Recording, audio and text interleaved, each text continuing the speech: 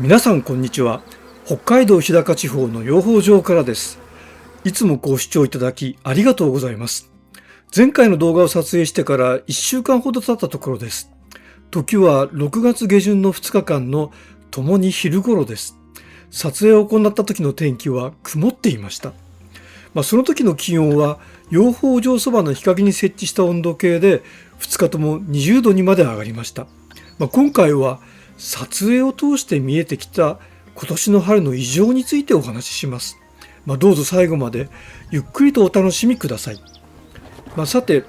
第一の異常は蜂が増える勢いが、ここ数年の例年と比べて尋常ではなく多いということです。これはそれ自体はもちろん良いニュースです。ではどうしてこれが異常なのかは後ほどお話しします。ともかく越冬したコロニーの中に急速に伸びた群がいたことは本シリーズの中でここまで何度もお伝えしてきました。で、今回新たに注目したのは最近交尾飛行を終えたばかりの新女王蜂が非常に旺盛に産卵を行っていることです。この巣板には産みつけられた卵がいっぱいあります。巣房の底の方にある白くて小さいものが卵です。そしてこの有害胞子でびっしりと埋まった巣板をご覧ください。有害胞子とは巣房に蓋がついた幼虫またはさなぎです。巣房に蓋がされてから長くても2日ほどの幼虫がさなぎに移行する期間、これを全葉の期間と言いますが、その全葉の期間を経て幼虫はさなぎになります。卵が産みつけられてから巣房に蓋がされるまでの期間は働き蜂の場合ですと9日間ですから、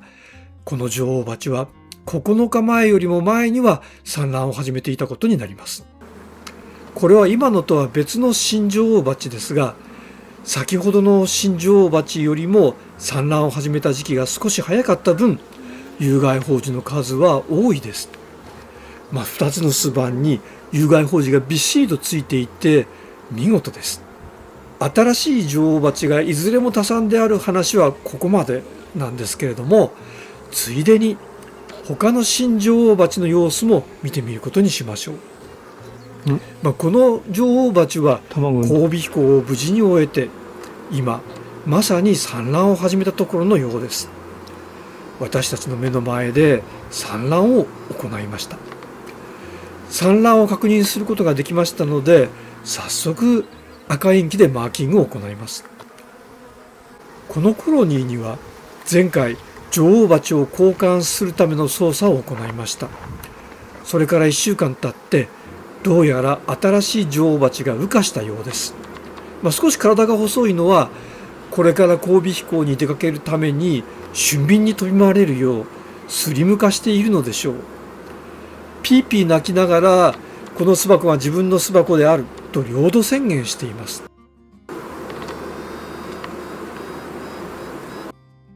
まだ大台の中にいる羽化前の妹女王蜂たちはこのピーピー音に応えて鳴き、そしてその鳴き方はこのピーピー音とはまた違った声なんですけれども、今回は残念ながら聞こえていません。その妹たちの返答の鳴き声もまたいつの日か録音できたらいいと思っていますが、そのチャンスが来るのを待つことにしましょう。しかしこの巣箱の中には現在大台ができていないのかというと、そういうわけではありません。大変に立派な大台が確認できただけでも5、6個できていました。そのうち2個は人間の手で潰しましたが、残りの大台の始末は新女王蜂に任せました。最後に紹介するのは今見た女王蜂の人為的な交換の例ではなくて、女王蜂の自然な交代の例として前回紹介した群です。この群では女王蜂がすでに3年目で高齢であったこと、そして5月から巣板に次から次と立派な大台ができていて、働き蜂たちが女王蜂の交代を催促しているように見えたために、ついに先週立派な大台がついた巣板を1枚巣箱の中に残しておきました。これはもちろんこれらの大台から新女王蜂が羽化してくることを期待してのことでした。そして今回早速新女王蜂が誕生しているのを確認することができました。古い女王蜂は背中に赤インキでマーキングしてありましたが、この女王蜂にはマークがついていません。ですからこれは古い女王蜂とは別の羽化したばかりの新しい女王蜂です。少し体が太めですが、これからスリム化して交尾飛行に出かけるのでしょう。その一方で、いくら探しても古い女王蜂の姿が見当たりません。おそらく新しい女王蜂が生まれてくるのを察した古い女王蜂は自ら巣を立ち去ったのではないかと思われます。私たちがそう考えるのは、巣の中に変性黄鯛が見つかったからです。変性黄鯛は巣の中に女王蜂がいなくなった時に働き蜂が急遽こしらえるものです。ですから巣の中に変性黄鯛があるということは、巣の中に女王蜂がいない期間があったということを示しています。新しい女王蜂の到来を予期した古い女王蜂が静かに身を引いて巣から去っていったのだと思います。その時、もしかしたら巣の働き蜂を大勢引き連れて分蜂しようとしたのかもしれません。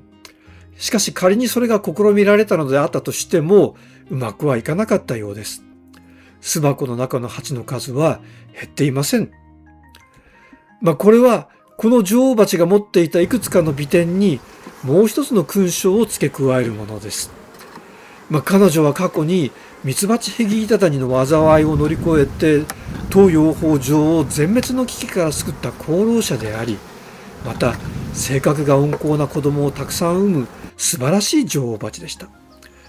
そこに新たに引き際の潔さという新たな美徳が加わったのです。今や東洋法上の女王蜂はすべてこの素晴らしい女王蜂から生まれてきた娘たちです。さて、ここまでつらつらと女王蜂の動きを追ってきました。新女王蜂が続々と生まれ、そのうち産卵を始めた女王蜂は親譲りの多産でした。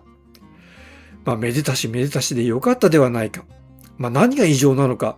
と思われる方もおそらくいらっしゃるでしょう。そこでどうかこの映像をご覧ください。どうでしょうか。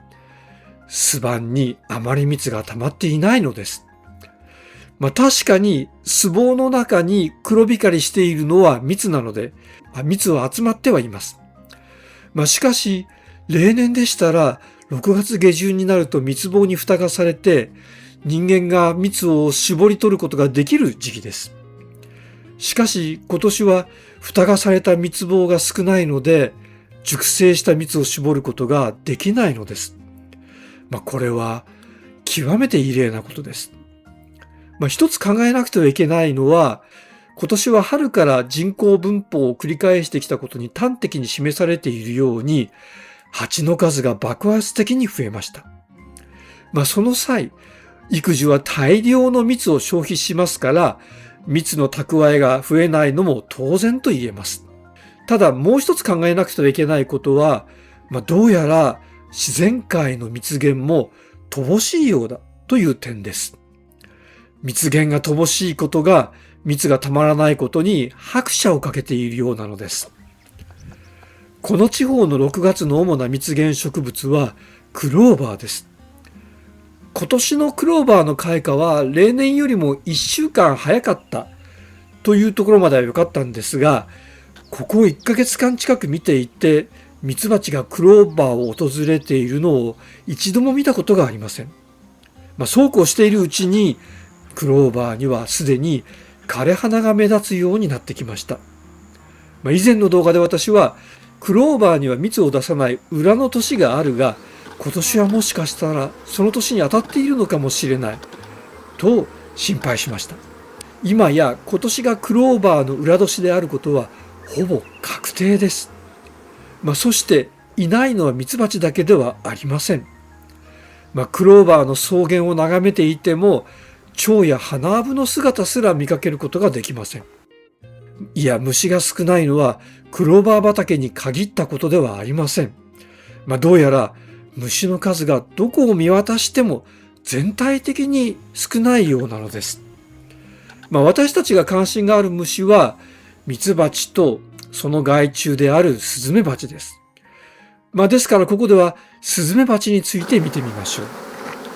スズメバチの被害は夏から本格化しますが、当養蜂場では春からスズメバチのトラップを設置して用心しています。というのも、春のスズメバチは女王バチなので、この時期に一頭のスズメバチを捕らえることは、スズメバチの巣を一つ潰すことにつながるからです。ご覧のように、今年、当養蜂場で6月下旬までにトラップで捕まえたスズメバチの数は、過去2年と比べて激減しています。トラップの設置のやり方は、この3年間で全く同じというわけではありませんが、ほぼ同じです。スズメバチが少ない理由は明らかではありません。しかしここでは、今年の春の虫の少なさの一例として紹介したいと思います。はい。今回は今年の春の異常として特に気がついた点を紹介しました。第一に、ミツバチの数が尋常でなく伸びたこと。で、二つ目は、蜜がたまらないこと。これはミツバチの伸びと裏腹の関係にあることなんですけれども、他方ではクローバーが蜜を出していないことも示していました。そして三つ目はスズメバチが激減していることでした。スズメバチがいないのは養蜂としては悪いことではないのですけれども、自然界の異変の兆候ではないかと考えると不気味ではあります。今回はこの辺で失礼させていただきます。今後夏に向けて養蜂場周辺の自然がどう変化していくか、気になる方はチャンネル登録してお待ちください。いかがでしたでしょうか。なお、高評価や動画をシェアをしても応援していただけると幸いです。最後までお付き合いいただきありがとうございました。それでは次回またお会いする時までごきげんよう。さようなら。